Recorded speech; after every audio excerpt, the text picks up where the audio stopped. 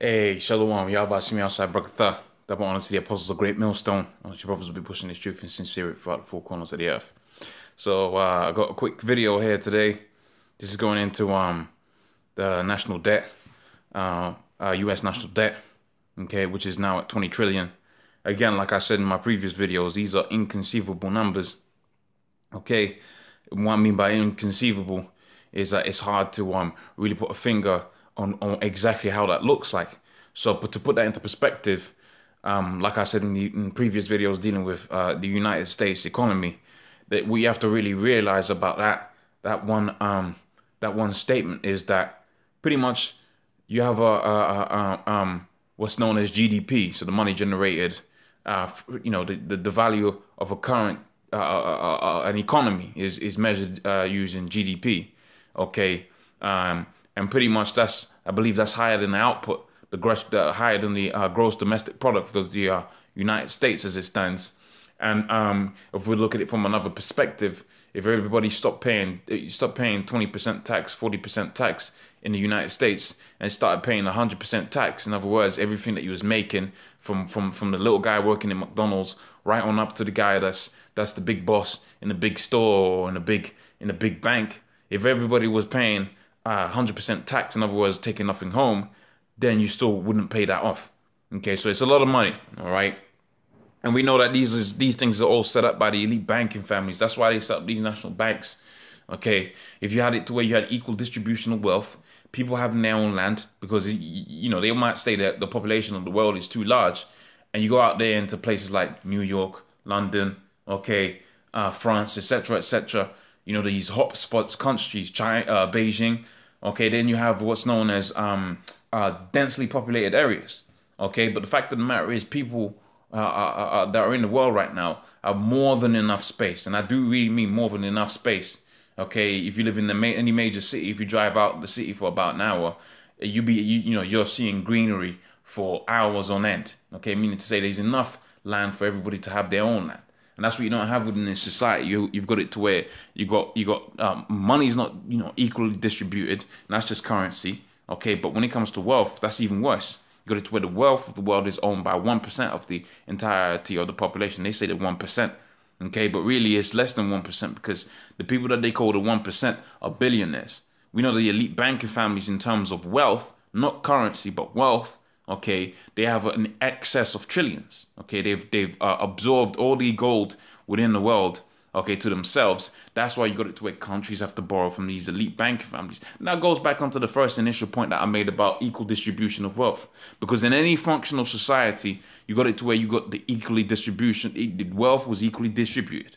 Wealth had its, you didn't have it to where the higher ups just held wealth to themselves and the whole economy and the whole thing worked. You look at the fall of Rome.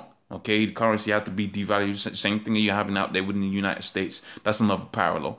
Okay, right? You had it to where the currency was devalued because you had it to where you had the patricians? They was holding up all the wealth to themselves because they felt that they was the rightful rulers and they had to live a certain type of life. And you had the plebeians, which was basically like your middle class right now. They were running dry out of money. And you got it to where it's worse now. Here it is. You had the denarii. I believe the denarii was silver. Okay, and over time they started devaluing how much silver content was actually in the denarii.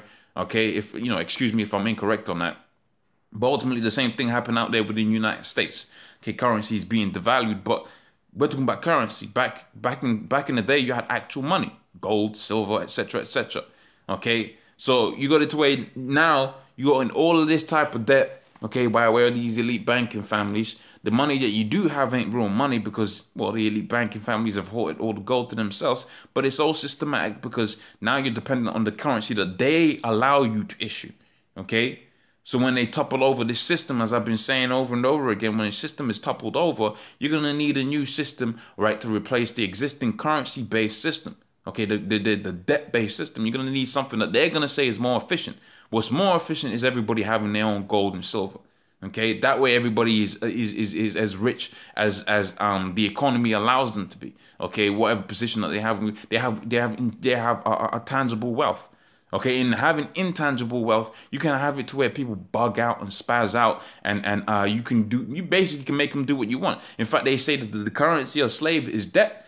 So by way of having currency, okay, By way of having it to where you have a debt-based system, they can have you as slaves. And that's what they're going to do with this RFID chip and say, this is a more sustainable system, okay? That's not gonna have it to where you're gonna be in 20 trillions worth of debt. All right. They're gonna mention that, you know, part of the problem of you being in $20 trillion worth of debt is because you was borrowing in excesses. Okay, you was going crazy out there, and they're gonna blame it on the people. So the people are gonna naturally float to the idea that they say is gonna be best. So this is what they call the Hegelian dialectic, I believe. Okay, pressure from above, pressure from beneath. So you go towards what they believe or what they want you to believe as the solution to your problems, and the solution to your problems, to the problems that they've given you, furthermore, is you being a slave. Okay, by way of this RFID chip. And you notice, guys that, you know, these different camps like ISUPK, etc., they don't really go into these kind of things because, well, it points to the obvious. If you have $20 trillion worth of debt, okay, how are you going to get out of that? And once you got out of that, what are you going to use as a replacement? And how are you going to manage that replacement? You can't just, okay, we're going to default and set up a new currency. They're not going to do that. They already did that. They're going to talk about something that's new. Okay, that's why you got it to where they had an article just today dealing with, they said that 1.1 billion. Okay, and this was from the, I'm going to have to get an article. Excuse me, I'm going to be in the background here searching for this article. Okay, because pretty much that's a heavy article, right? It goes into how they're going to chip a lot of these people, okay, out there within the world. All right, just bear with me. I'm going on the other device, all right, to check out this article. I should have prepared it, but we do these things on the fly, you know. Okay, we just go in the spirit Yahweh Shem Yahushai, okay, and you know, whatever comes to mind. So in the spirit of what, you know, things come into mind, I've got this article here, all right, that was passed around in the chat, and if I just quickly find it within the chat on my phone here, which is in another hand I've got the recorder in another hand. So this is on Russia Today now. I found it. Okay. So if I open this in Chrome, it should take me to Chrome, right? We've got the scriptures there. All right, we used that last time on the last video. If I go to RT and we wanna go into an article dealing with Slack. We're going into an article dealing with. And I believe brother's already done a video, but this ties in quite nicely to this talk of the chip. So this is called US Surpass, isn't it? No, that's not it. Okay, World of Opportunity. You're right, let's put World of Opportunity and then opportunity. Okay. And the article goes into way of an ID card. Okay, I believe that's gonna take us to what I need. Way of an ID card. All right. I'm sure someone done a video on it, but pretty much they said, you know, a certain amount of people out there. Okay. Yeah, there we go. Beautiful. A certain amount of people out there. All right, and this was said by bankers. Okay, this statement was said by. So this statement was said by bankers. So it says World Bank, right? World Bank has two ambitious goals: end extreme poverty. How do you think they're gonna do that, man? Right? How do you think they're gonna do that? It says end extreme poverty within a generation and boost shared prosperity. Okay, the gift of hearing. Etc. So I don't need to go into that. So we go into here. Where's the point? Okay.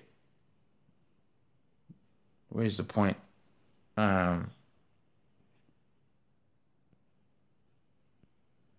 Let's find the point.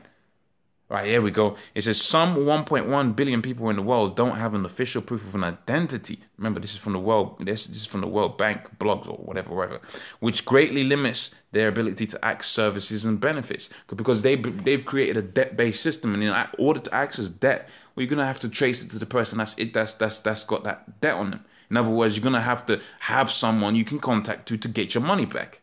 All right, so it says here, which greatly limits their ability to access service and benefits, such as education or health.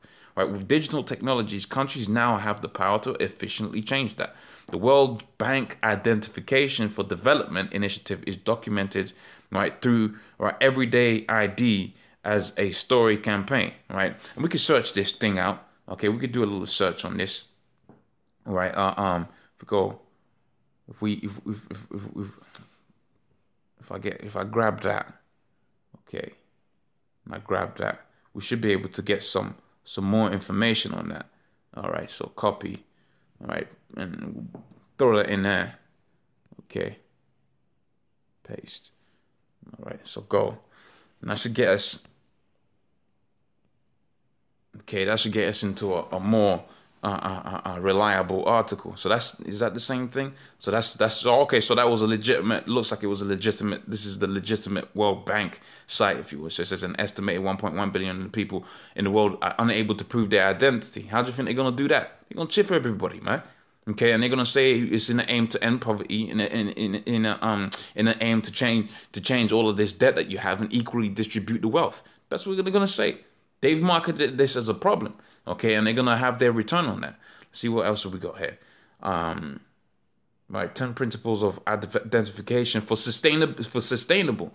So they're saying this is gonna be a sustainable means of expanding. And look, they already got the technology. They've got the card there. How are they gonna move away from the card and make a more secure system? They're gonna give you the chip, man.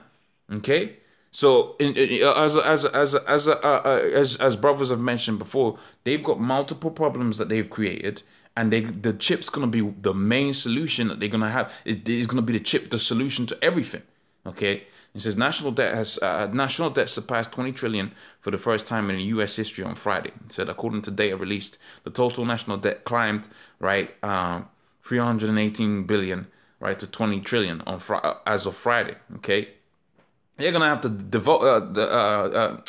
It says the deal signed by Trump, which also allocated more than 15 billion in disaster aid for the Hurricane Harvey.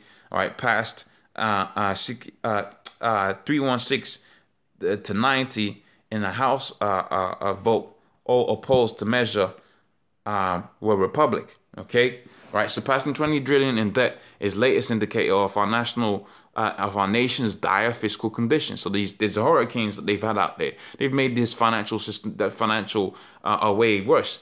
Okay, and they talk that they talk that Esau did that. Okay, through his technologies, and which is possible, but we know ultimately it's Yahweh Shai that's in the storm. Okay, whether it be by way of the technologies that he's blessed Esau with, or directly. Okay, so now you got to where this money, that's this extra debt, has come by way of these hurricanes, man. Okay, but the solution to all of these things is gonna be what? It's gonna be that chip, man. Right, the 10 principles of identification for sustainable development, and that goes into this idea of the World Bank identification for development notion, and that's gonna go into the chip. I mean, the cards are on the table, man. The cards is on the table, right? Much of these things is hard to gainsay. You really can't gainsay none of this, man. Okay, the truth is the truth.